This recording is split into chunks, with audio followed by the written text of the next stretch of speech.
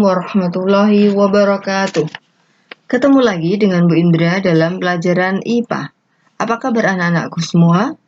6A, 6B, 6C, 6D, 6E, dan 6F. Semoga sehat dan tetap semangat ya. Allah Maha Pencipta. Dia menciptakan dunia beserta isinya, termasuk makhluk hidup, dengan berbagai cara perkembangbiakannya. Nah, hari ini kita akan belajar tentang perkembangbiakan.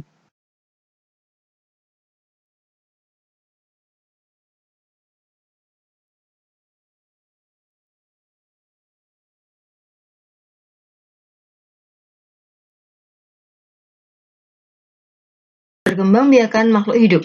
Perkembangbiakan makhluk hidup terjadi melalui dua cara, yaitu generatif dan vegetatif. Anak-anak sudah tahu? Baik, kita ikuti penjelasannya. Yang pertama, perkembangbiakan generatif itu mempunyai ciri-ciri, yaitu terjadi perkawinan antara sel kelamin jantan dan sel kelamin betina.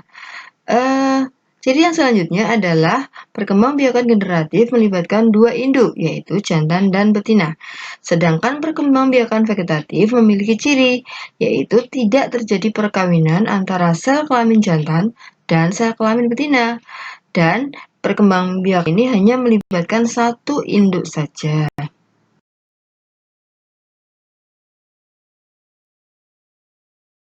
Perkembangbiakan tumbuhan secara generatif. Perkembangbiakan tumbuhan secara generatif terjadi melalui bunga. Kita lihat dulu bagian-bagian bunga. Yang pertama ada tangkai bunga, dasar bunga, kelopak bunga, mahkota bunga, tangkai putih, kepala putih, benang sari, kepala sari, dan bakal biji. Perkembangbiakan tumbuhan secara generatif ini diawali dengan proses penyerbukan, kemudian diikuti dengan proses pembuahan, dan nanti akan menghasilkan biji. Apa itu penyerbukan anak-anak? Penyerbukan atau polinasi adalah proses bertemunya serbuk sari jatuh di kepala putih.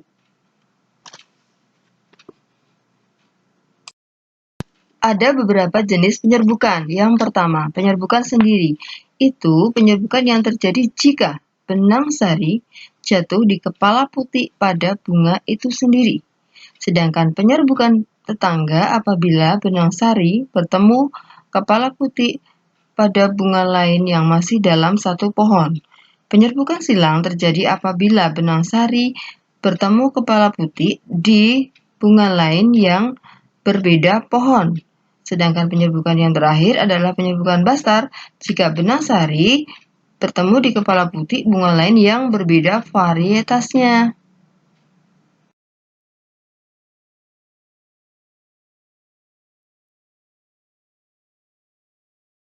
Oke, bagaimana anak-anak sudah jelas tentang jenis-jenis penyerbukan? Yuk kita ulang lagi ya penjelasan mengenai berbagai jenis penyerbukan. Yang pertama, penyerbukan sendiri jika serbuk sari bertemu kepala putih pada bunga itu sendiri.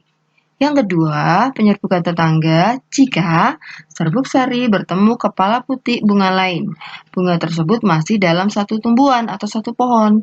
Dan yang ketiga, penyerbukan silang jika serbuk sari bertemu kepala putih bunga lain yang berbeda tumbuhan atau berbeda pohon, tetapi masih dalam satu jenis. Sedangkan yang terakhir, penyerbukan bastar jika serbuk sari bertemu kepala putih bunga lain yang berbeda varietasnya. Pembuahan. Apabila penyerbukan sudah berhasil, maka dilanjutkan dengan proses pembuahan yang akan menghasilkan biji.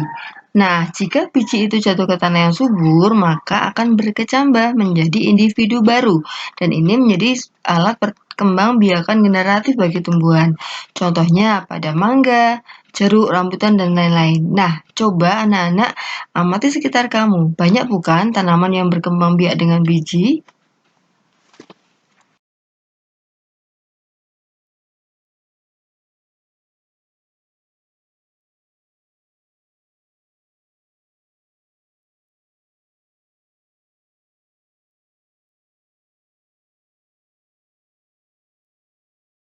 Anak-anak, sekarang kita belajar perkembangbiakan tumbuhan secara vegetatif.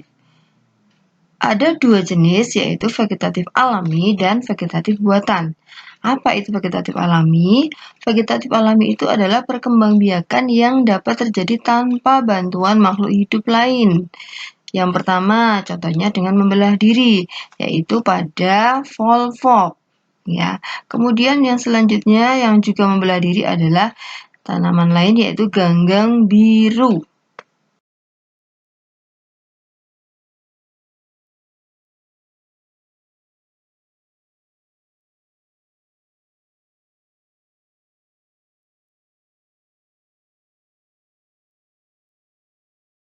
Perkembangbiakan vegetatif alami selanjutnya adalah dengan spora.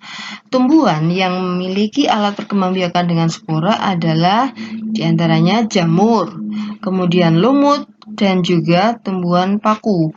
Mungkin masih ada tumbuhan lain yang berkembangbiak dengan spora. Kamu bisa nanti cari di buku-buku yang lain. Selanjutnya adalah akar tinggal atau rizoma. Tanaman yang berkembangbiak dengan rizoma adalah jahe. Selain itu ada juga seperti lengkuas, kunyit, dan kencur yang juga berkembang biak dengan akar tinggal atau rizoma.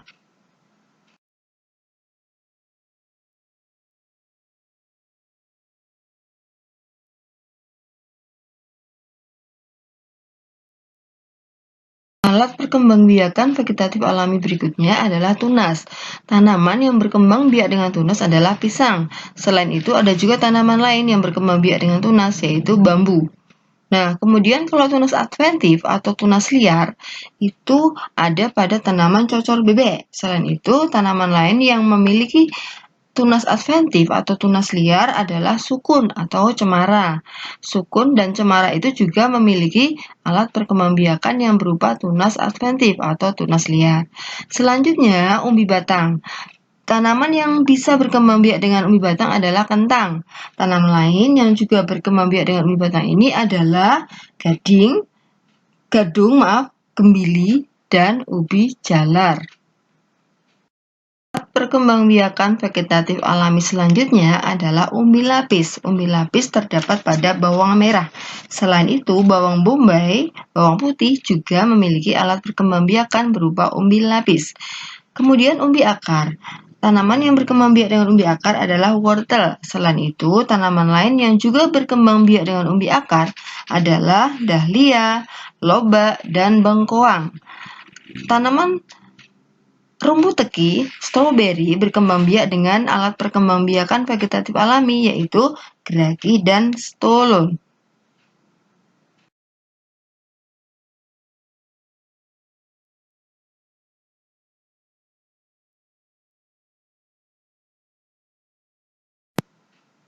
Alat perkembangbiakan vegetatif selanjutnya adalah vegetatif buatan. Vegetatif buatan itu terjadi jika dalam pembuatan alat perkembangbiakan ini dibantu oleh makhluk hidup lain. Contohnya adalah stek. Stek adalah memperbanyak tanaman dengan menanam sebagian cabang atau batang tanaman. Contohnya pada singkong, tebu, teh, dan mawar. Kemudian merundu. Merundu adalah membengkokkan sebagian cabang dan menanamkannya ke dalam tanah. Contohnya pada tanaman alamanda, apel, stroberi, dan melati. Yang selanjutnya adalah mencangkok. Mencangkok adalah membuat bagian batang yang berkambium menjadi berakar dengan mengupas kulit dan membungkus dengan sabut yang diberi tanah. Contohnya pada mangga, jeruk, rambutan, tanaman bercabang lainnya. Alat perkembangbiakan vegetatif buatan selanjutnya adalah menyambung. Caranya dengan menyambung dua tanaman yang berbeda, tetapi satu jenis agar diperoleh varietas tanaman yang lebih unggul. Yang selanjutnya adalah menempel. Dengan cara menempelkan mata tunas suatu tanaman ke batang pohon tanaman yang lain.